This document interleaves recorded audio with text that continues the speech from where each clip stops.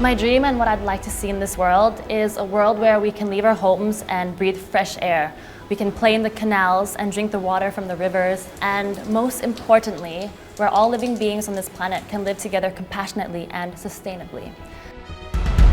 Hi everyone, I'm Maria Lynn, former Miss Universe Thailand. I'm an actress, singer, and model.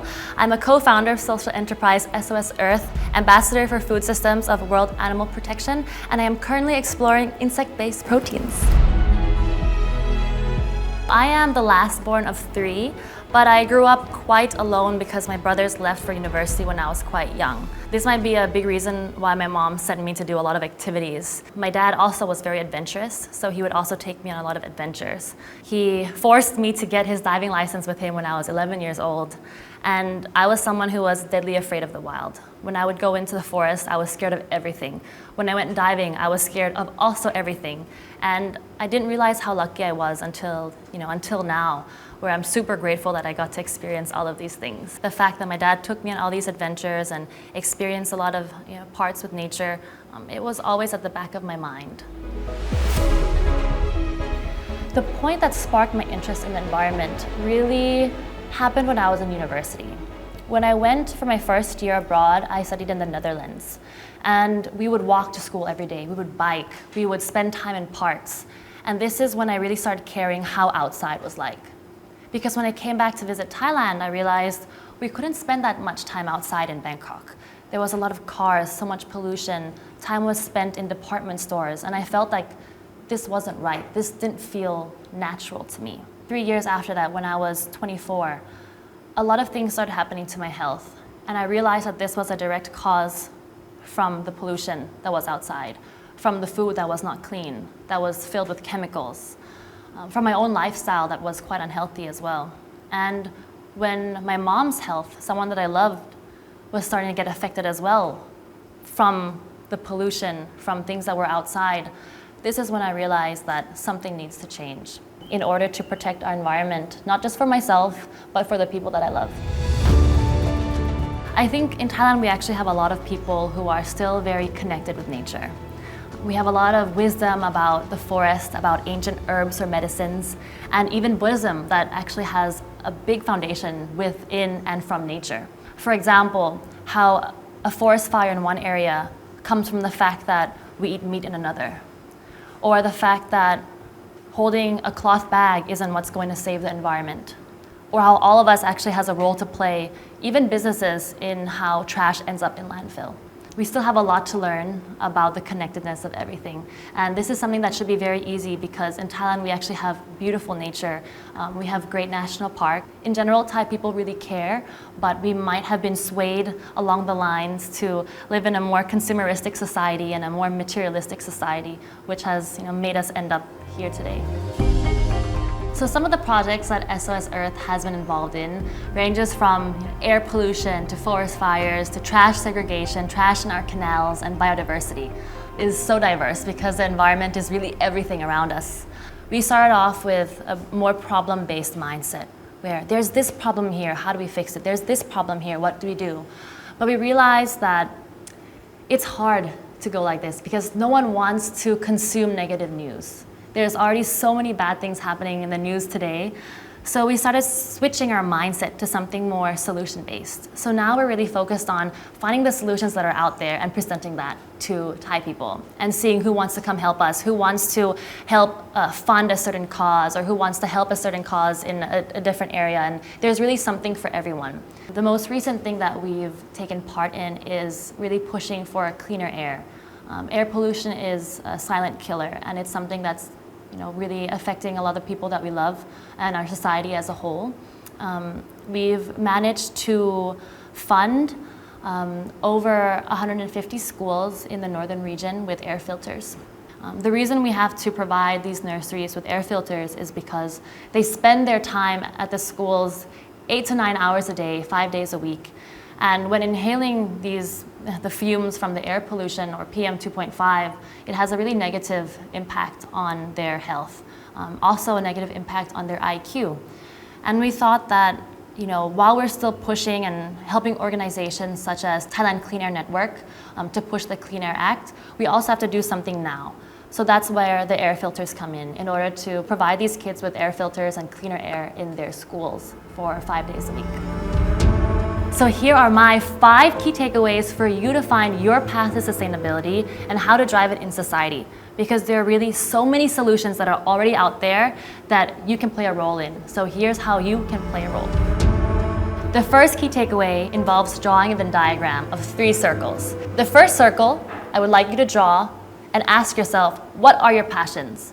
For example, for me, in this circle I would write singing, dancing, exploring eco-friendly fashion, going to art exhibitions, meeting friends, watching movies, reading random things about physics. The list goes on. I'd like you to write down your passions in this first circle.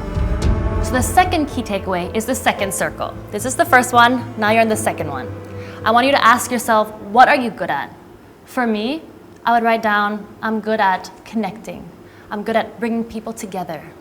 So really ask yourself, what are your qualities that you really shine at? What are your strengths?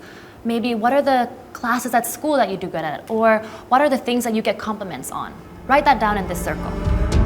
Our third key takeaway is our third and final circle. In this circle, I'd like you to write down all the problems that you know that are out there and the solutions. There are so many things that are happening in our environment today. I want you to figure out what are there. Flooding, forest fires, air pollution, but also what are the solutions that are out there? What organizations that you know of that helps the certain causes that you care about? For example, if you care about animals, there's WWF. Or if you care about water, what organizations work with water pollution? What solutions exist? There are so many technologies today. Just go onto Google and find out what solutions exist and write them down in this circle. So to give you a clear picture, let's talk about my center point of the Venn diagram. One of my strengths, which is connecting people, together with my passion for eco-friendly fashion and the solution of creating art from marine plastics.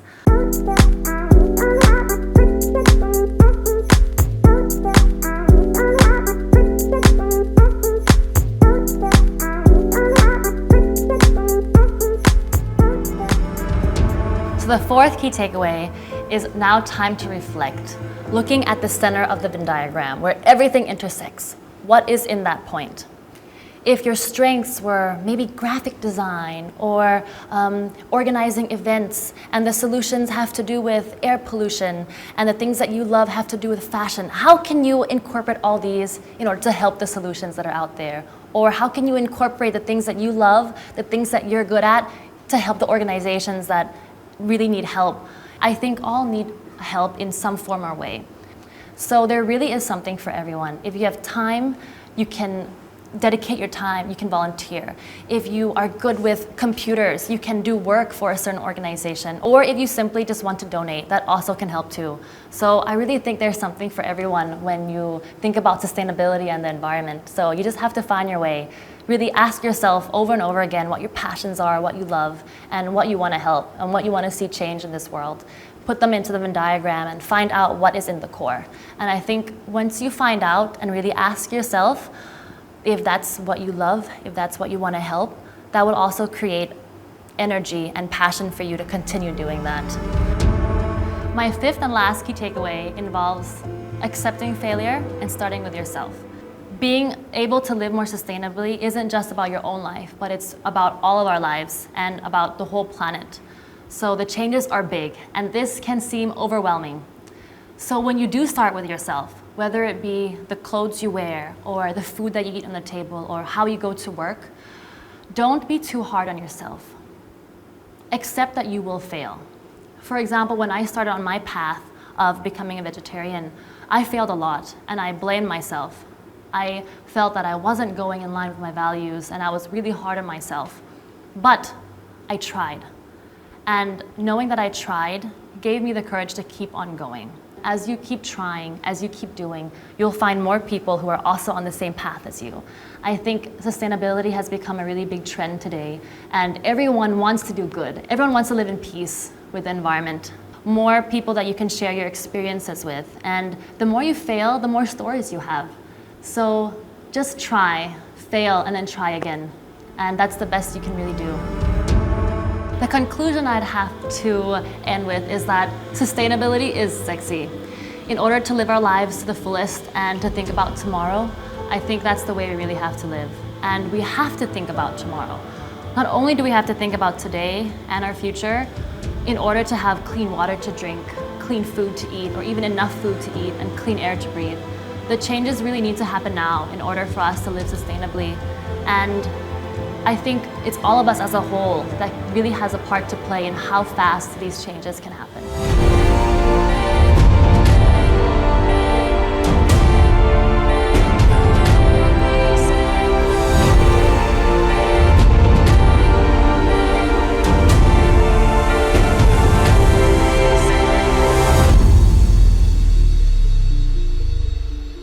CI Talks,